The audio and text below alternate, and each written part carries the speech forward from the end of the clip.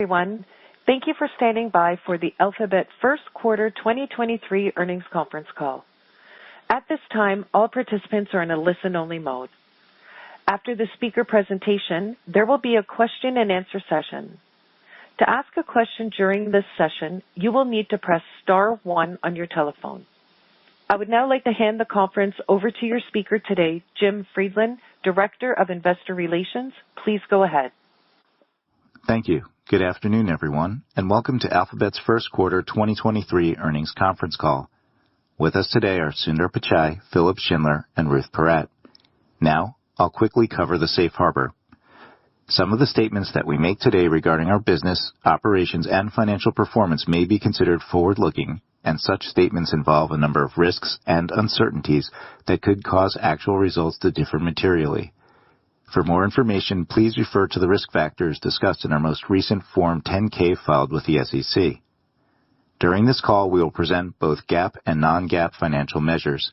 A reconciliation of non-GAAP to GAAP measures is included in today's earnings press release, which is distributed and available to the public through our investor relations website located at abc.xyz/investor. Our comments will be on year-over-year comparisons unless we state otherwise. And now, I'll turn the call over to Sundar. Thank you, Jim, and good afternoon, everyone. I'm pleased with our business performance in the first quarter, with search performing well and momentum in cloud. We introduced important product updates anchored in deep computer science and AI. Our North Star is providing the most helpful answers for our users, and we see huge opportunities ahead, continuing our long track record of innovation.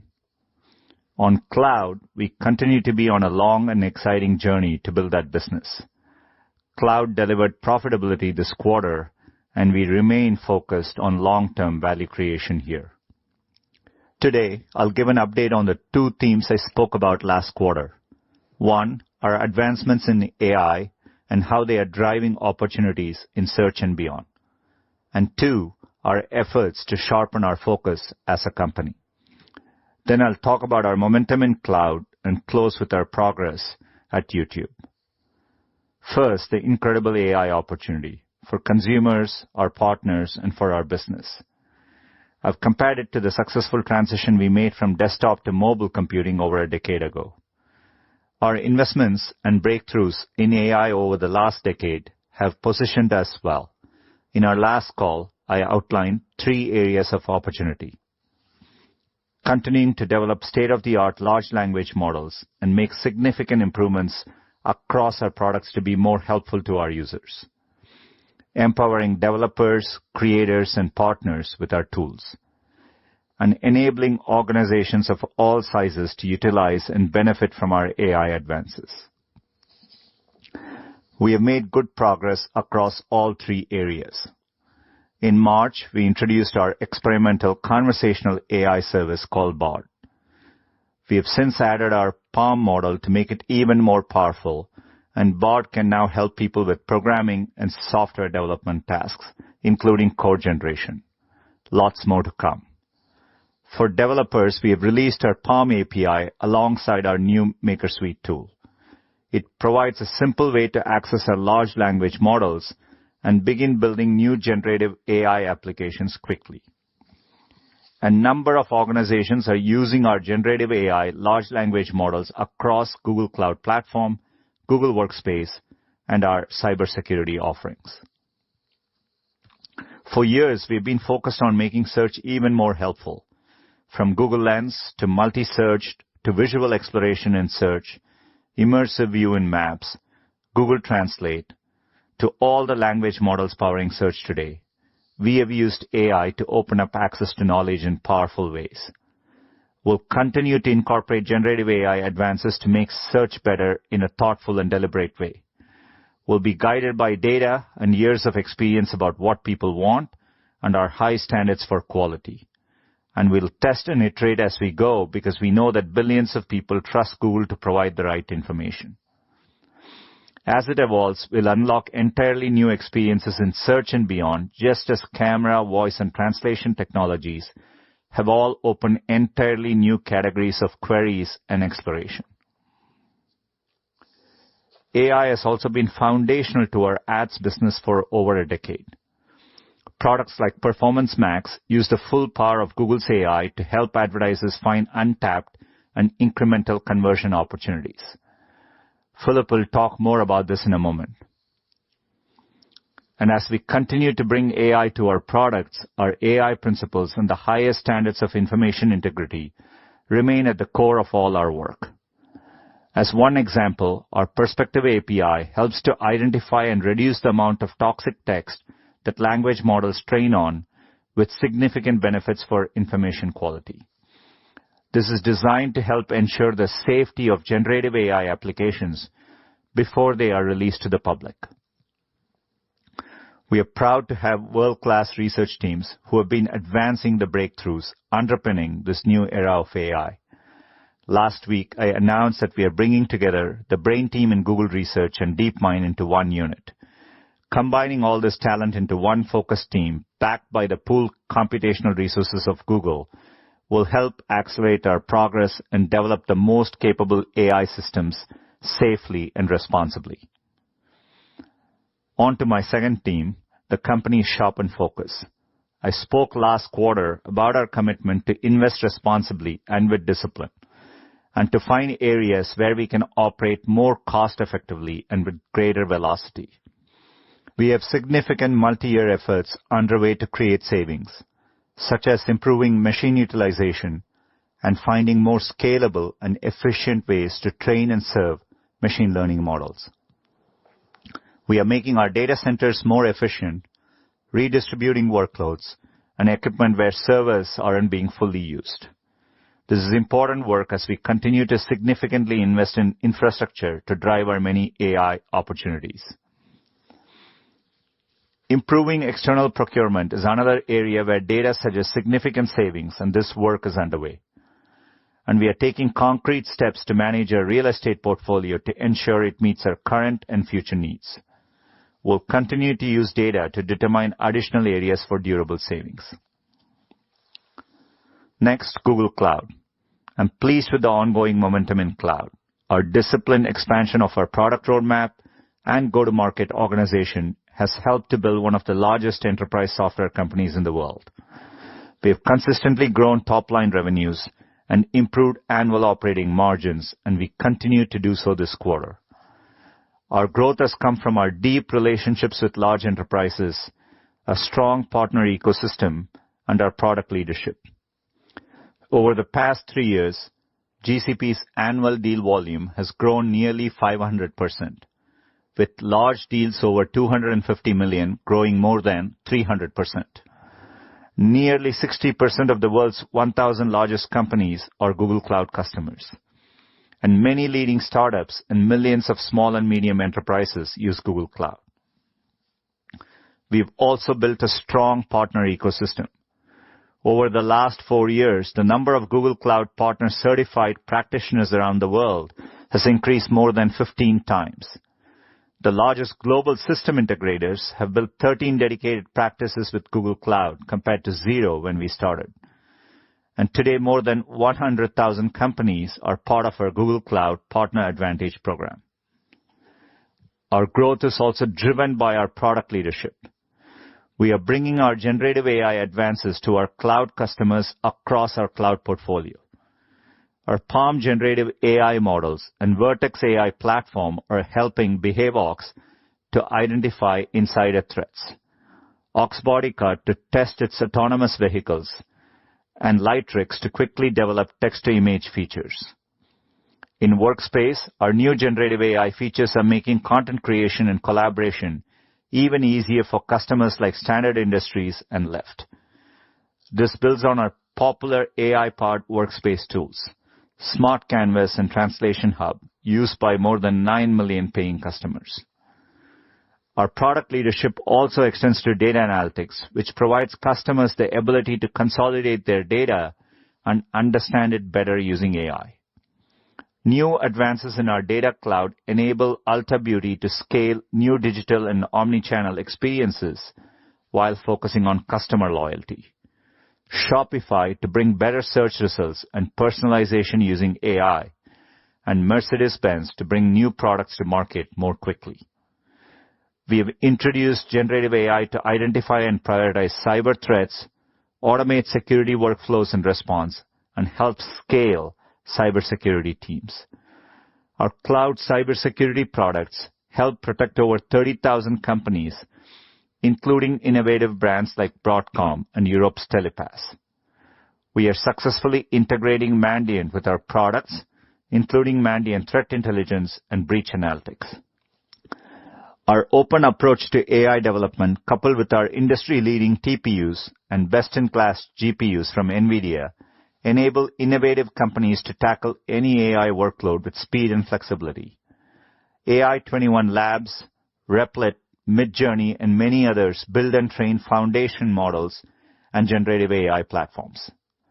We are the only cloud provider to announce availability of NVIDIA's new L4 Tensor Core GPU with the launch of our G2 VMs, which are purpose-built for large inference AI workloads, such as generative AI. Turning next to YouTube, let me start by thanking Susan Wojcicki for her terrific leadership of YouTube for 9 years.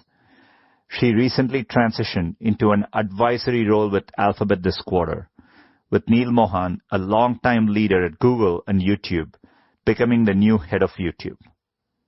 Here are a few highlights from the quarter. YouTube Shorts continues to see strong momentum with creators. Last year, the number of channels that uploaded to Shorts daily grew over 80%. Those posting weekly on Shorts saw the majority of new channel subscribers coming from their Shorts posts. The living room remained our fastest-growing screen in 2022 in terms of watch time, and we are seeing growth and momentum internationally. On our subscription business, we rolled out several new updates to YouTube Premium.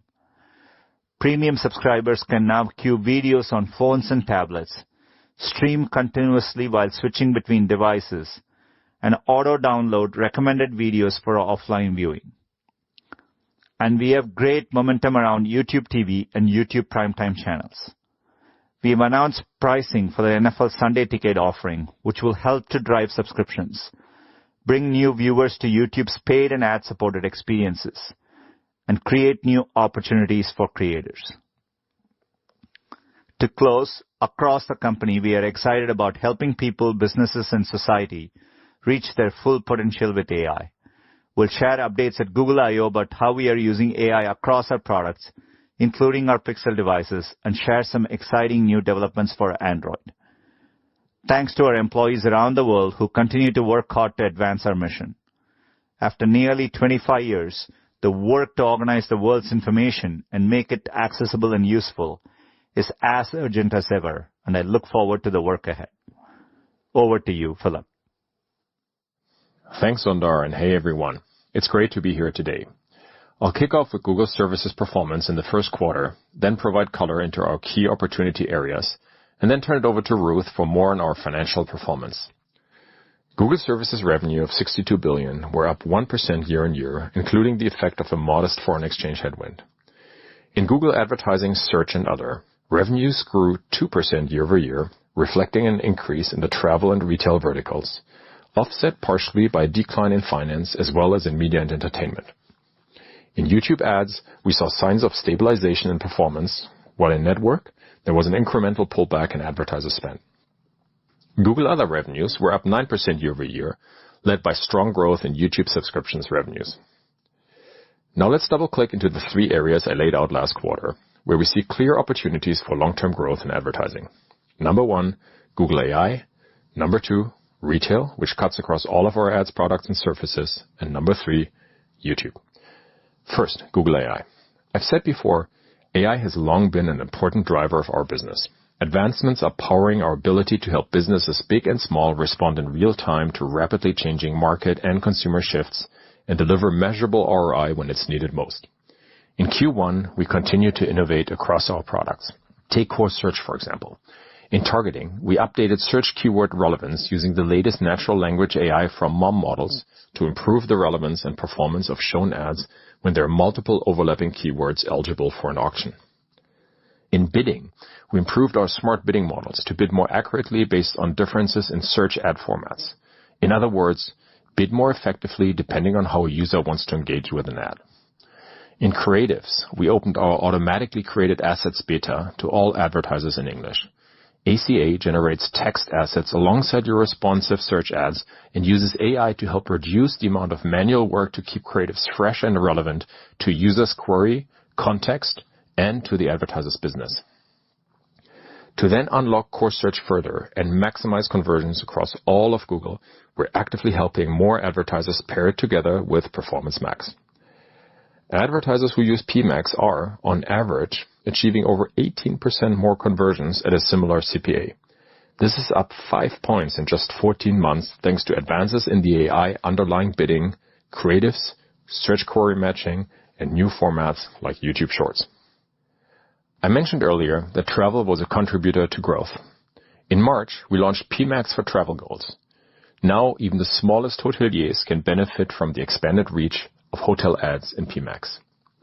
Like family-run Corissia Hotels Group, who drove a 32% increase in revenue and a 26% increase in total direct bookings within just 1 month of using PMax for travel goals.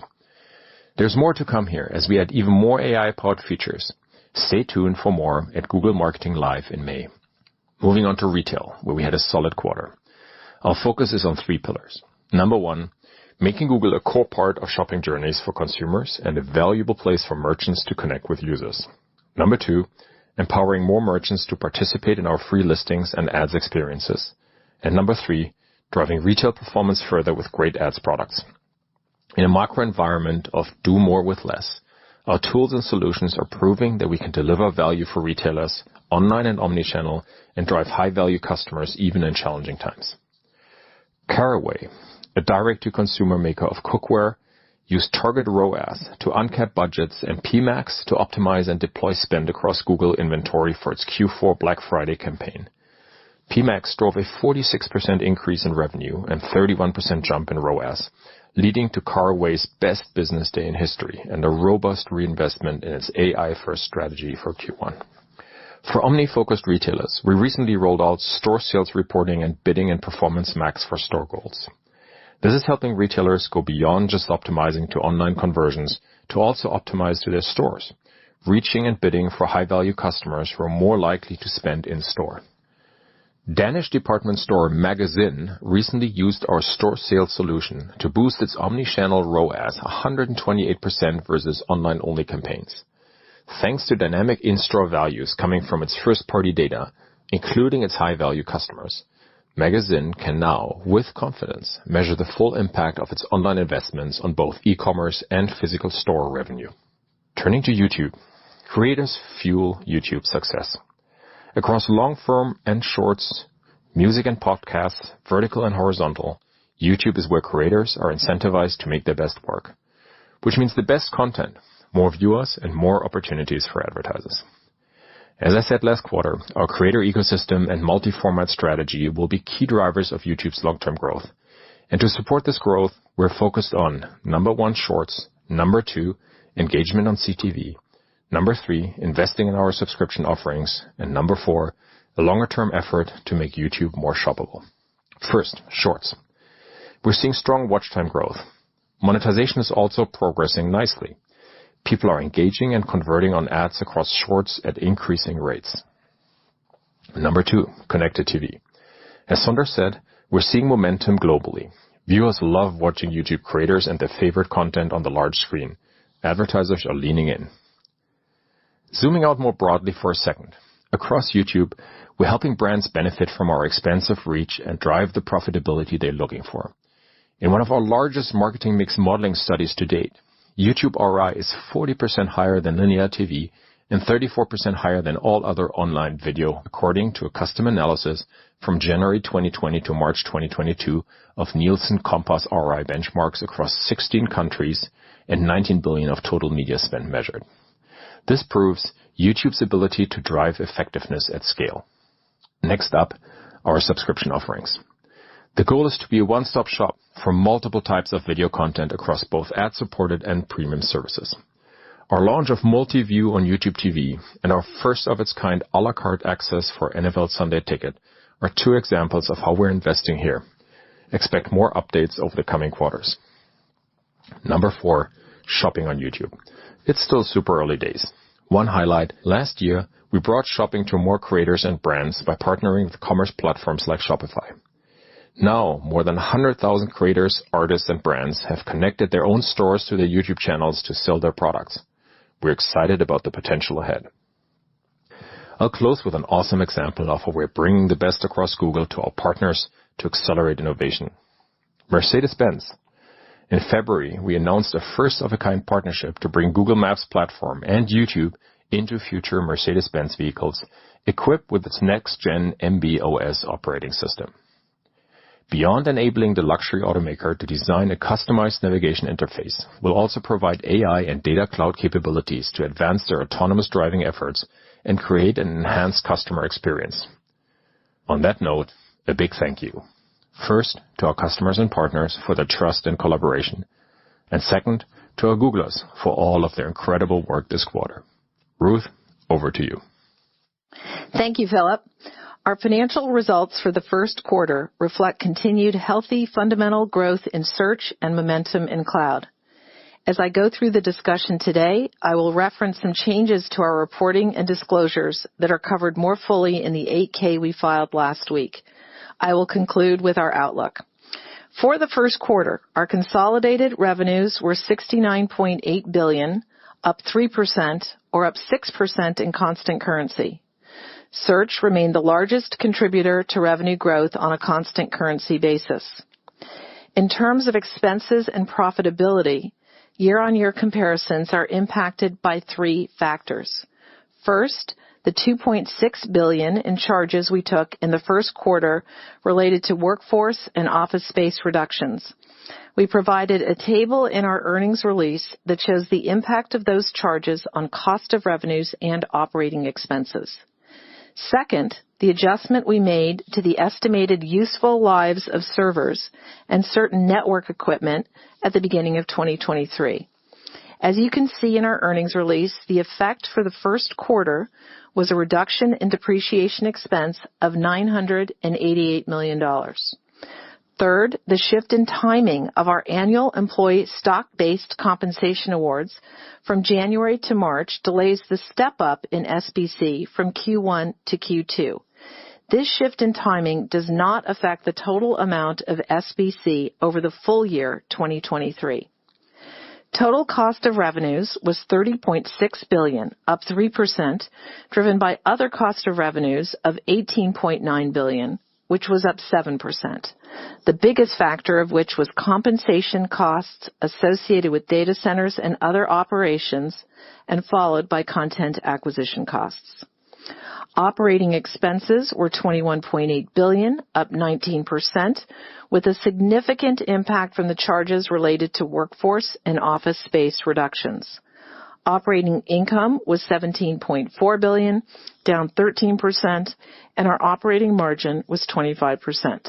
Net income was $15.1 billion. We delivered free cash flow of $17.2 billion in the first quarter and $62 billion for the trailing 12 months. We ended the quarter with $115 billion in cash and marketable securities. Turning to our segment results, these were affected by 2 additional changes outlined in our 8K filing. First, reflecting the increasing collaboration between DeepMind and Google Services, Google Cloud, and other bets. As of Q1, DeepMind is reported as part of Alphabet's unallocated corporate costs. And second, beginning in the first quarter, we updated our cost allocation methodologies to provide our business leaders with increased transparency for decision-making. In our filing, we provided a recast of prior period results for the segment for these 2 changes. The highlights of the year-on-year performance of our segments that I will review reflect these recast results. Starting with Google Services, revenues were $62 billion, up 1%. Google Search and other advertising revenues of $40.4 billion in the quarter were up 2%. YouTube advertising revenues of $6.7 billion were down 3%. Network advertising revenues of $7.5 billion were down 8%. Other revenues were $7.4 billion, up 9%, reflecting primarily ongoing significant subscriber growth in YouTube TV and YouTube Music Premium. TAC was $11.7 billion, down 2%, primarily reflecting a mix shift between search and network. Google Services operating income was $21.7 billion, down 1%, and the operating margin was 35%. Turning to the Google Cloud segment, revenues were $7.5 billion for the quarter, up 28%. Growth in GCP remained strong across geographies, industries, and products. Google Workspace's strong results were driven by increases in both seats and average revenue per seat. Google Cloud had operating income of $191 million, and the operating margin was 2.6%. As to our other bets, for the first quarter, revenues were $288 million, and the operating loss was $1.2 billion. Turning to our outlook for the business, in terms of the operating environment, our results in the first quarter reflected ongoing headwinds due to a challenging economic environment, and the outlook remains uncertain. Foreign exchange headwinds have moderated, and we expect less of a foreign exchange headwind in the second quarter based on current spot rates. With respect to Google Services, within advertising, Q1 results reflect the resilience of search with its unique ability to surface demand and deliver measurable ROI. Excluding the impact of foreign exchange, the revenue growth of search was similar to last quarter. In YouTube, we saw signs of stabilization in ad spend on a sequential basis.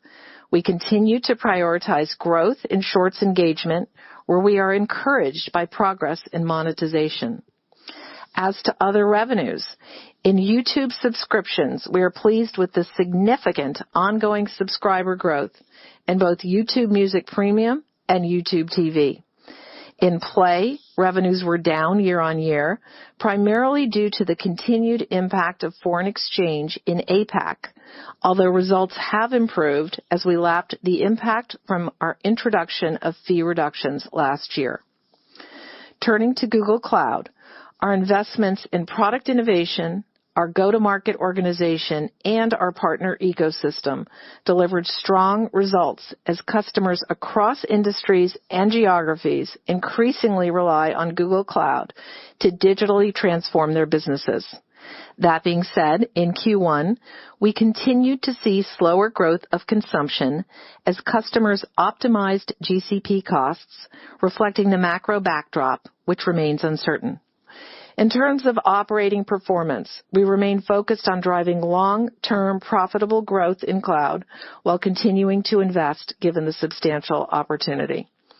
Moving to other bets, in the first quarter, we similarly worked to refine strategies and prioritize efforts across the portfolio, including reductions to headcount. I will now walk you through an update on our efforts to re-engineer our cost base, slowing the pace of operating expense growth while creating capacity for key investment areas, particularly in support of AI across the company. First, as discussed on the fourth quarter call, we have efforts underway in three broad categories. Number one, using AI and automation to improve productivity across Alphabet for operational tasks as well as the efficiency of our technical infrastructure. Number two, managing our spend with suppliers and vendors more effectively. And number three, continuing to optimize how and where we work. As we've noted previously, all three work streams are ramping up this year, and we plan to build on these efforts in 2024 and in subsequent years. Second, with respect to headcount growth, the reported number of employees at the end of the first quarter includes almost all of the employees impacted by the workforce reduction we announced in January. We expect most of the impacted individuals will no longer be reflected in our headcount by the end of the second quarter.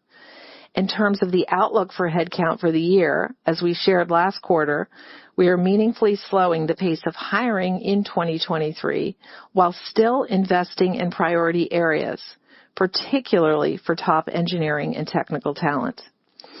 In terms of our investments in AI, we are excited about the creation of Google DeepMind, combining the brain team from Google Research with DeepMind with the goal to accelerate innovation and impact. Beginning in the second quarter of 2023, the costs associated with teams and activities transferred from Google Research will move from Google Services to Google DeepMind within Alphabet's unallocated corporate costs. Finally, as it relates to CapEx, for 2023, we now expect total CapEx to be modestly higher than in 2022. As discussed last quarter, CapEx this year will include a meaningful increase in technical infrastructure versus a decline in office facilities. We expect the pace of investment in both data center construction and servers to step up in the second quarter and continue to increase throughout the year. Thank you. Sundar, Philip, and I will now take your questions. Thank you. As a reminder, to ask a question, you will need to press star 1 on your telephone. To prevent any background noise, we ask that you please mute your line once your question has been stated. Your first question comes from Brian Nowak of Morgan Stanley. Please go ahead. Great. Thanks for taking my questions. I have two. First one for Sundar. Sundar, I guess as you think over the course of the next 12 months and you have a lot of new AI tools to show us, what new behavior changes or capabilities are you most excited about for users, developers, and advertisers as these tools come out? And then the second one for Ruth, could you talk to us about how much of the AI tools have you incorporated internally to sort of drive more productivity out of your engineers, your sales force, your G&A, or is that sort of something to come over the next couple of years? Thanks. Thanks, Brian. It is an exciting time. I do think we see an opportunity to, across the breadth of what we do at Google to improve our experiences. Obviously, in search, we've been using AI for a while. It's what has really helped lead search and search quality for the past few years using LLMs. We now have a chance to more natively use LLMs, and I think the main way, and by the way, as I said in my remarks, we are going to be deliberate. Our North Star is getting it right for users, so we'll iterate and innovate as we have always done. The main area maybe I'm excited by is we do know from experience that, users come back to search, they follow on, they're engaging back on stuff they already did. And so for us to use LLMs in a way we can serve those use cases better, I think it's a real opportunity. Obviously, if it's YouTube, the chance to really improve experiences for creators and consumers in terms of how the videos are viewed, etc., I think you can expect changes. Workspace, we already have changes rolling out, and it's an area where I think we'll see the biggest advances because I think productivity is a strong use case in which generative AI can help. And obviously on cloud, this has been a important moment as pretty much every organization is thinking about how to use AI to drive transformation.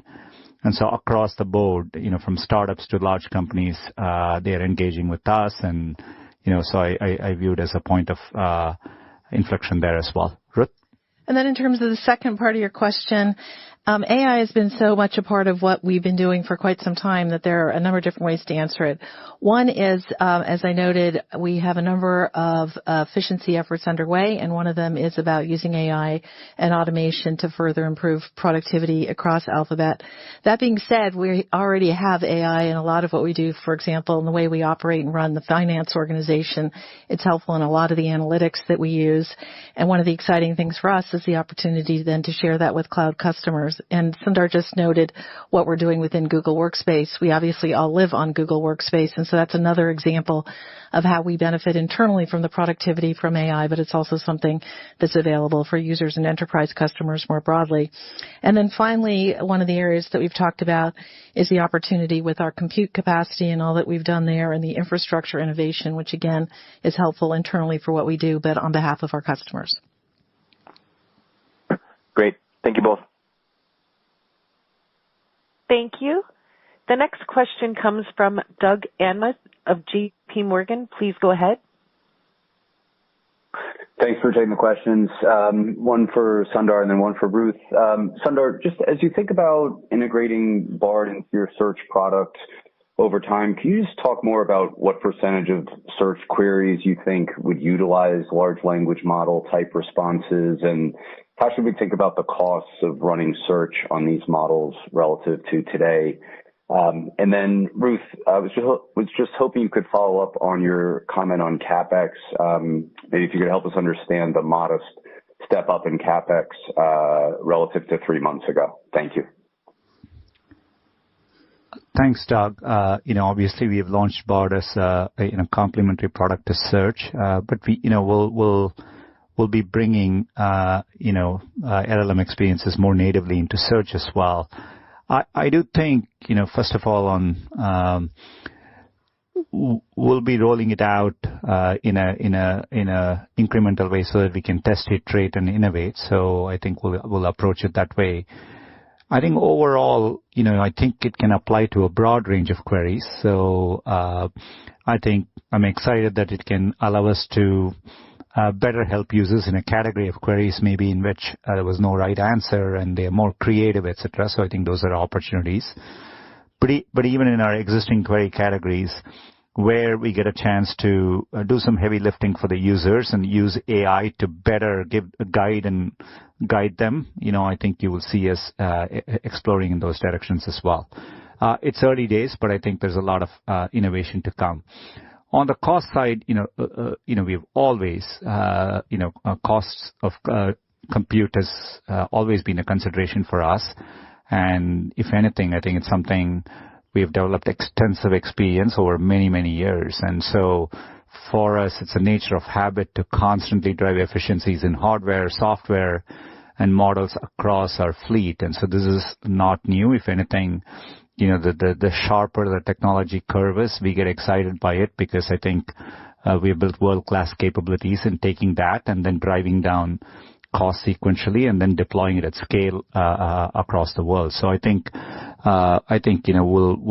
we'll take all that into account in terms of how we drive innovation here, but I'm comfortable with how we'll approach it. And in terms of CapEx, we do now expect that total CapEx for the year for 2023 will be modestly higher than in 2022. And I tried to point out that we're expecting a step up in the second quarter, and that will continue to increase throughout the year. And, as we discussed last quarter, AI is a key component. It underlies everything that we do, and we're continuing to invest in support of AI, support of our users, advertisers, and our cloud customers. So that's what we're, commenting on here.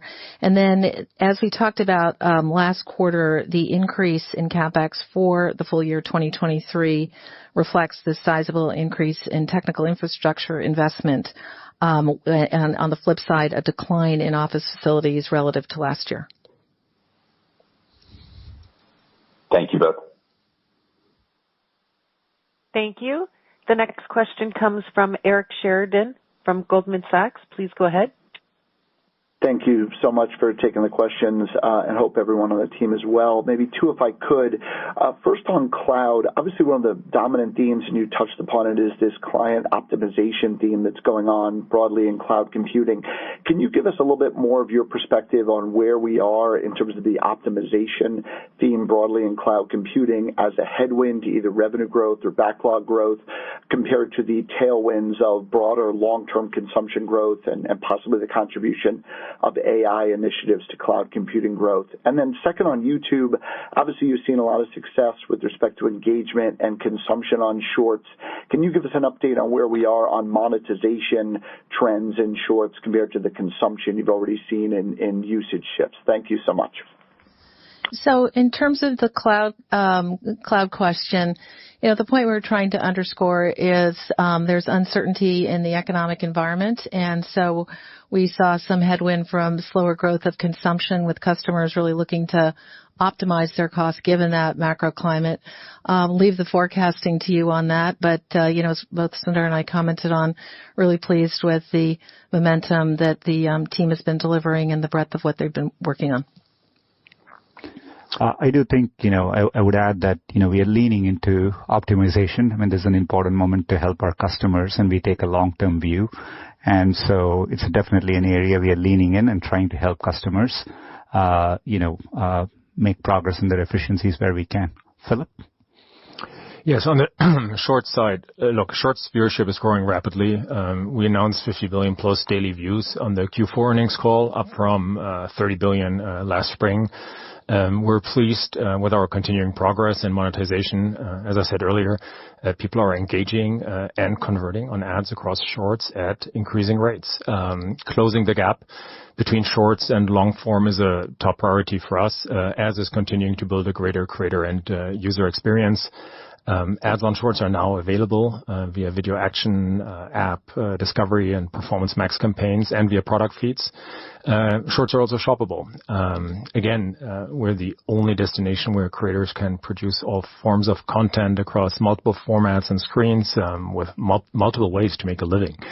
And as Sundar said last year, the number of channels that uploaded to Shorts daily grew over 80%. And then in February, we brought revenue sharing to Shorts via our YouTube Partner Program.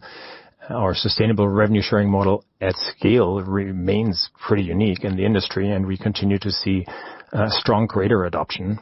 So ultimately, our goal is to make YouTube the best place for Shorts viewers and creators, and that's really what we're focused on right now. Thank you. Thank you. The next question comes from Ross Sandler of Barclays. Please go ahead. Hey guys, I'll just ask a tough question. Sundar, you came up in the group that structured a lot of the Android partnerships from inception, and I believe possibly the iOS agreement as well. So how do you feel about Alphabet's ability to maintain the unit economics with these partnerships in light of Microsoft's ambitions to increase its share of paid search? And Ruth, does this have any impact on your outlook for profitability of overall Alphabet over the long term? Thank you.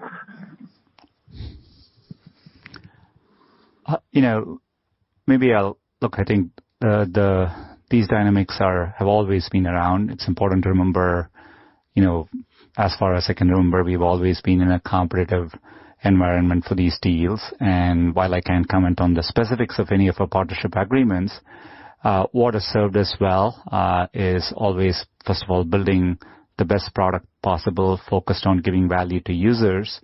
And when we work with our partners, we work hard to, create a win-win experience. And ultimately, partners end up choosing us because that's what their users want. And, it's always been what's helped search be widely distributed. So I think it all starts with continuing to innovate and improve search and making sure we are leading there. So I think we've always approached it, very robustly over the many, many years, and I'm comfortable that we'll continue to be able to do so. And then in terms of just longer-term profitability, I think I'll broaden out your question somewhat, because the way we're looking at it is we continue to be committed to investing for growth, and we want to ensure we have overall capacity for growth. And so we have a number of work streams underway to, as we keep describing it, durably re-engineer our cost base. And in particular, what we're excited about are long-term opportunities with AI, and want to make sure we have the capacity to continue to invest there, and the other areas where we see long-term growth in search and ads, cloud, YouTube, hardware. And so that underscores our efforts to build in additional flexibility. And as we have said repeatedly, we want to ensure that expense growth is not growing out of revenue growth, and that means driving revenue growth and really being as disciplined as we can on these various work streams that we've discussed earlier in this call and last quarter as well, to improve our expense growth trajectory. Thank you. The next question will come from Justin Post of BAML. Please go ahead. Great, thanks. Maybe one for Sundar and one for Ruth. So you got the cost question on learning language models into search. Can you talk about revenues? I think on one hand, you'll see better relevancy and maybe better results with higher conversion, but on the other hand, there might be fewer areas for ads or fewer queries because people get answers more quickly. Are you optimistic on that transition, and maybe give us your thoughts there? And then Ruth, backing out the one-time charges, it looks like OpEx growth is now 8%, so real progress there. Could you give us a flavor of where you are, you think, in your optimization cycle? Thank you. So, first of all, throughout the years, as we have, we've gone through many shifts in search, and as we've evolved search, I think we've always had a, strong, grounded approach in terms of how we evolve ads as well. And we do that in a way that makes sense and provide value to users. The fundamental drivers here are people are looking for relevant information, and in commercial categories, they find ads to be, highly relevant and valuable.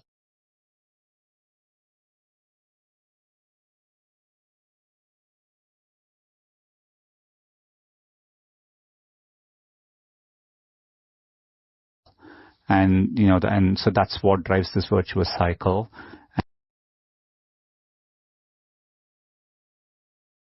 And I don't think the underpinnings of the fact that users want relevant commercial information, they want choice in what they look at, even in areas where, we are summarizing and answering, etc. Users want choice. We care about sending traffic. Advertisers want to reach users. And so all those dynamics, I think, which have long served us well, remain. And as I said, we'll be iterating and testing as we go. And I feel comfortable we'll be able to, drive innovation here like we've always done. And in terms of our OpEx trajectory, yes, there was the elevated expense in OpEx from the $2.6 billion in severance and office space charges. There was also a $988 million benefit from lower depreciation due to the change in useful lives, but that obviously is an ongoing benefit.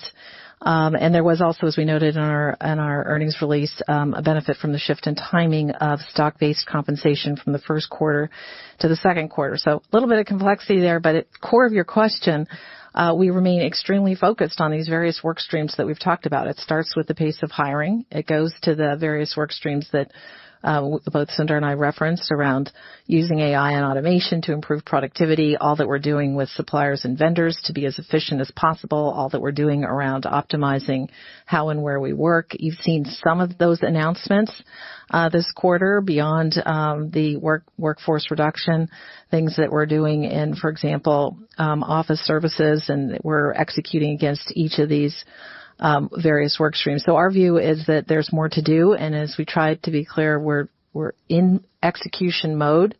You'll see some of the benefit in 23, you'll see more of it in 24, and we're going to continue building against it beyond. Great, thank you. Thank you. The next question comes from Michael Nathanson of MoffettNathanson. Please go ahead. Thanks. I have one for Philip, one for Ruth. Philip, we're trying to get under the hood on search advertising and trying to understand changes in demand between sellers of goods and sellers of services. Can you give us any help looking at the service side? Has demand returned back to pre-pandemic levels? And then in terms of goods and e-commerce, have you seen a slowing of demand? Anything that can help us kind of put this level set it back to maybe pre-pandemic levels to understand services versus goods demand. And then for Ruth, on the terms of efficiency and being more diligent, how does this significantly higher cost of capital impact the way you imagine and evaluate the other bets assets? Or anything there on how you may be rethinking some of the other bets and what are you doing and changing some of the structures of the other bets assets? Thanks. It was a bit hard to hear you. You were breaking up, so I think I'm going to start and address what I heard as the second question. As we're looking at higher cost of capital in this environment, how does that affect the way we're looking at other bets? Hopefully we heard you correctly. It was crackling. Look, I think as we've talked about repeatedly, as it relates to other bets, our focus is to use deep technology to drive innovation, and we're very focused on the pace of investment in financial returns. That has been a consistent focus to generate attractive returns, and I think the core operating models and the long-term operating models are going to be the most relevant as we're looking at the returns we can generate. Yes, absolutely mindful of the higher cost of capital, but I think at its core we're looking at what's the value creation and the return on those. And as we indicated when we went through the reduction in force, we similarly worked across the other bets, and some of them, as they're on a path to ongoing growth, we were moderating what is the expense trajectory there as we're looking at what's the overall return on invested capital, and we're continuing to work on these to make sure that we're delivering value. Your point is an important one that's part of a broader question about the underlying operating assumptions. Okay. I don't know if you still heard the first one. Yeah, on the first part, again, it didn't come across quite clearly, but I hope I understood correctly. In search, revenues grew modestly year over year, again, reflecting an increase in the retail and travel verticals, offset partially by decline in finance and media entertainment. So excluding the impact of FX, performance was actually similar to last quarter. The ongoing performance of search, notwithstanding the headwinds, reflects really search resilience with the, I'd say, ability of search to surface demand and deliver a measurable ROI in an uncertain environment. I called out the key verticals in the quarter. There's really no additional color on other verticals. I'd say maybe more broadly what we saw reflects what's being reported elsewhere, and across the headlines, many companies are very focused on shorter-term profitability amidst this uncertainty, and some pulled back ads budgets as well. Okay, thanks. That's clear. Thank you. The next question comes from Mark Mahaney of Evercore. Please go ahead. Okay, can I try two questions, please? I think, Philip, you talked about kind of a more of a pullback in network ad revenue versus search and YouTube. Do you have any thoughts on why that was the case? And then, Ruth, the cloud business, even with the accounting change, has shown this very steady march towards profitability. You turned the corner now. You talked about growing the business for long-term profitability.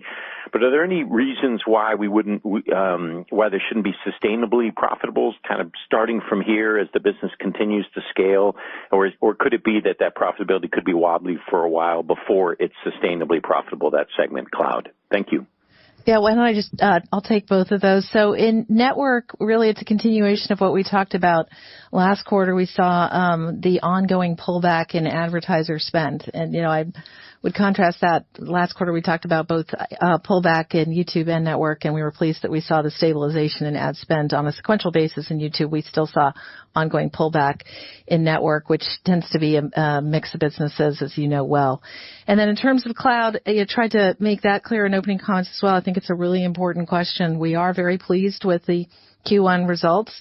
And as both Sundar and I noted, we're intensely focused on all elements of the cost base and the long-term path to attractive profitability. At the same time, I think at the core of your question, what we were trying to convey is we will continue to invest to support long-term growth, in particular, given the opportunities we see delivering AI capabilities to our customers. So, as I've said in the past, you shouldn't extrapolate from quarter to quarter, but we are very pleased to be at this level and are continuing to focus on profitability and long-term value creation here.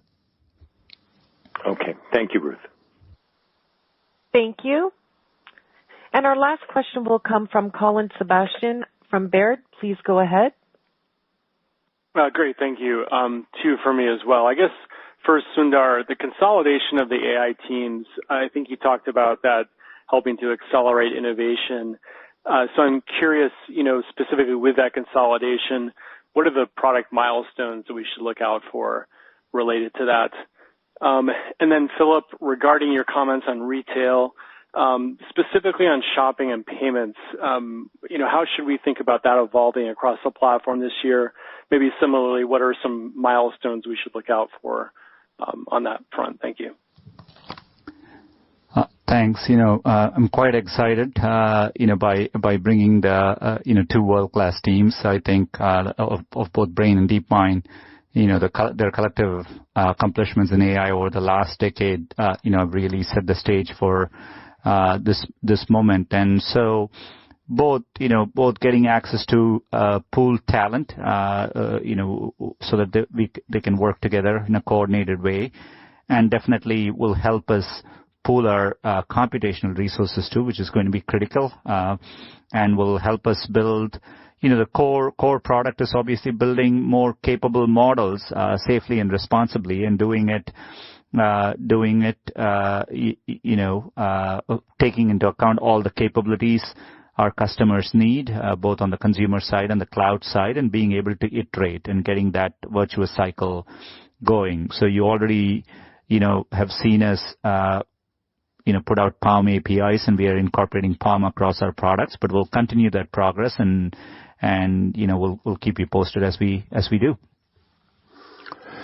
So retail is an important vertical and driver for us, and I called out the year-over-year increase in retail and search and other. I also talked earlier about the macro climate and how we've established we can really drive value for retailers even in challenging times, whether it's online, offline, both. We're helping them drive their business goals, meet customers wherever they choose to shop. Maybe a little more some key trends here. Retailers are increasingly focused on maintaining margins and driving ROI right now.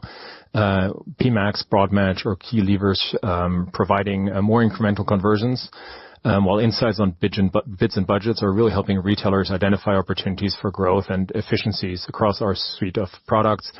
I've taught at length on prior calls about omnichannel, or local and omnichannel solutions are helping bridge the gap here between online and offline by using AI to reach nearby shoppers, promote local inventory, fulfillment options, optimize in-store visits and sales, for example.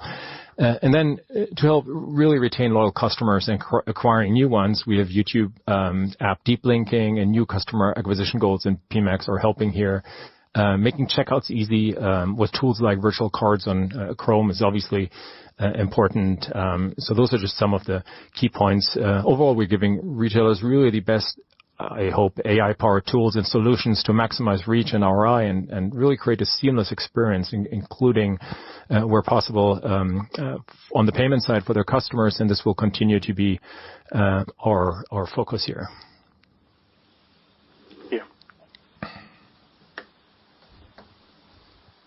Thank you.